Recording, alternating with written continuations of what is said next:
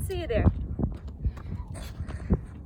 All right, guys, every day I'm going to be posting live videos of directions and notes, mostly because I'm assuming that you're not going to read them, but they'll be here.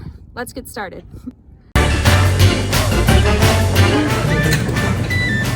Good afternoon, ladies and gentlemen of the court. I am James John Moran IV, and I'll be representing Christopher Columbus in this very important case. Okay, so the first thing you'll be doing on page 10 is looking at the set of documents called Russia Debates Its Future. At the very top of the page, you'll see Why Communism ? And that's where you'll pull up this PDF to read a little bit about Russia's moment of decision right before its revolution in 1917 and some of the options that Russians were faced with at that critical moment. Answer this question at the top using those documents. After you've done that, the words to know are in your notes, which are attached as notes for these dates. Use the Russian Revolution documents to fill out the chart on page 10.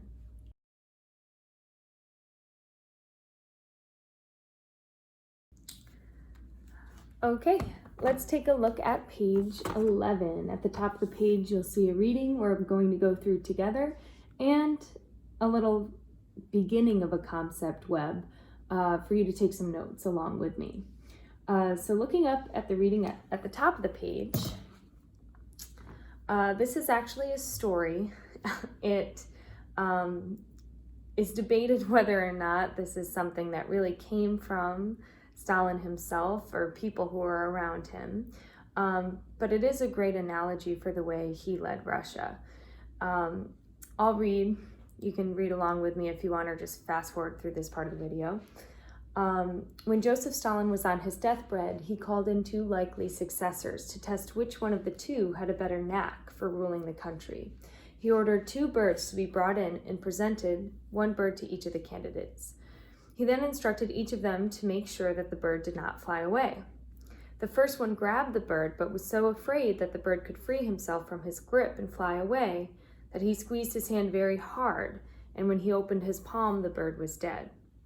Seeing the disapproving look on Stalin's face and being afraid to repeat his rival's mistake, the second candidate loosened his grip so much so that the bird freed himself and flew away. Stalin looked at both of them scornfully. "Bring me a bird," he ordered. They did. Stalin took the bird by its legs and slowly, one by one, he plucked all of the feathers from the bird's little body. Then he opened his palm. The bird was laying there, naked, shivering, and helpless. Stalin looked at him, smiled gently, and said, "You see, and now he's even thankful for the human warmth coming out of my palm." Through our notes and documents, you're going to see why this analogy is made.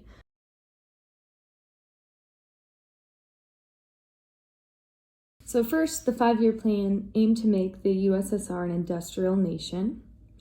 This came about 120 years after the world's first industrial revolution. They experienced a second at the end of the 1800s that this industrial movement was in direct response to.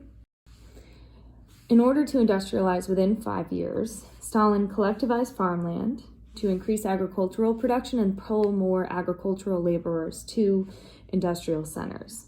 Once you've completed your notes on page 11, you can use the documents called Life Under Stalin to complete the table and answer the question below. Make sure you text me and remind if you have any questions so that I see them immediately. All assignments are going to be uploaded as pictures of your packet, as PDFs, or as Word documents. Please text if you have any questions. Hopefully, the next 2 weeks will be as easy as possible. You got this, guys, and God bless America, I guess. Hey guys, I just had a great idea. Because with all of this extra time that you're going to stay home with your families, provides an opportunity for you to learn a little bit more about each other.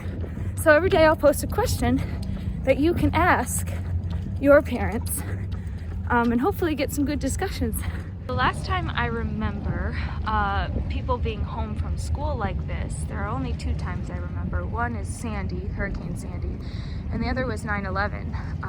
So the first question I suggest you ask your parents is where they were on 9/11. Now, contrary to popular belief held by Daphne and others, I did not graduate from high school in the 1990s. I was in school and we were immediately released. I remember all of my teachers crying. We stayed home for a few days just to keep the roads clear for first responders coming in from New Jersey and New York to get to Ground Zero. Dr. Miller was one of them. And I know a lot of your families probably came to the US after 9/11, but I guarantee they still remember where they were.